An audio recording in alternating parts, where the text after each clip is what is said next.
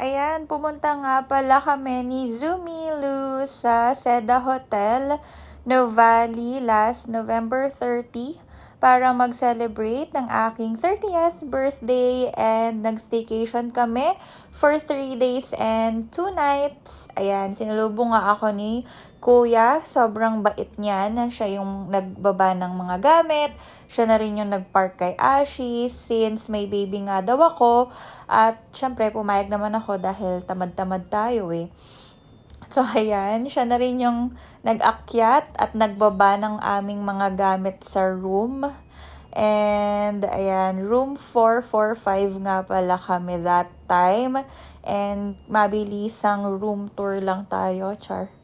Ayan, grabe, ang ganda talaga dito. Ayan yung kanilang bathroom. Sobrang linis, sobrang bango. Ayan, and then sobrang laki din ng bed niya. So, tatlo nga pala mag-stay dyan. Kaming dalawa ng anak ko at saka yung pamangkin ko. Pero, susunod pa yung pamangkin ko kasi nasa school pa siya. So, ayan, ito nga pala yung view from our room. Ayan, grabe, sobrang ganda pala dito sa loob nitong Seda na to. Dati, nung nag-work ako sa Convergys, nakikita ko lang siya. Then, pangarap ko magstay, ganun. Kasi parang ang ganda-ganda talaga niya. Pero ang ganda pala talaga niya. Siyempre, nag-uwi ako ng tsinelas na yan, nang hingi ako kay ate. Pinatulog ko na muna si Zumi dyan para makapagpahinga naman siya at para may energy na din siya mamaya kapag naggala kami sa baba. Gising na nga ang batang makulit. Sobrang saglit lang ng tulog niya. Excited din ata siya, kagaya ng mami niya.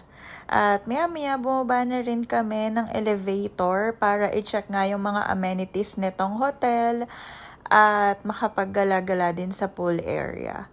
Syempre, yung una namin pinuntahan is yung kanilang kids room. So, pagpasok, sobrang ganda, sobrang lamig.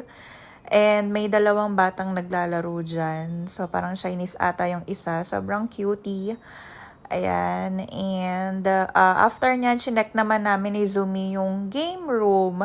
So, dun sa game room nila, merong PS5, may computer, ganyan. So, pwede maglaro ang mga guests nila. At ang sunod naman namin chinek is yung pool area nila. So, sobrang laki ng pool. That time, wala pang nagsuswimming kasi mainit pa. Ayan, sobrang ganda. And nung pagpunta namin dito, sobrang dami din ng foreigner. Kasi yun pala, may naglaro ng volleyball dito sa Novali. Iba't ibang countries yung magkakalaban. May Spain, Philippines, Thailand, England, and yun lang yung alam ko. Ayan, so kaya sobrang daming foreigner. Para sa dinner naman namin ng pamangkin ko, nagpa-deliver ako ng Chowking dito sa Seda para makatipid naman tayo for dinner. At habang kumakain ako, ayun, gising na pala ang batang makulit. Naglalaro na, paikot-ikot na siya sa bed. After nyan, nagbumaba na rin kami ni Zumi ng elevator. Pupunta kami ng lobby para sunduin na yung pamangkin ko.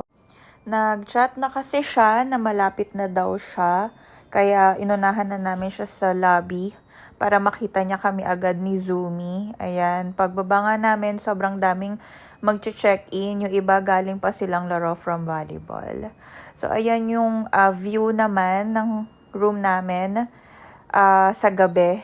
Ayan. So, maganda pa din, syempre. So, tulog na si Zumi dyan at saka yung pamangkin ko. So, matutulog na din ako niyan kasi sobrang pagod yung araw, lalo na kapag may baby. And bukas ulit. Good night, everyone!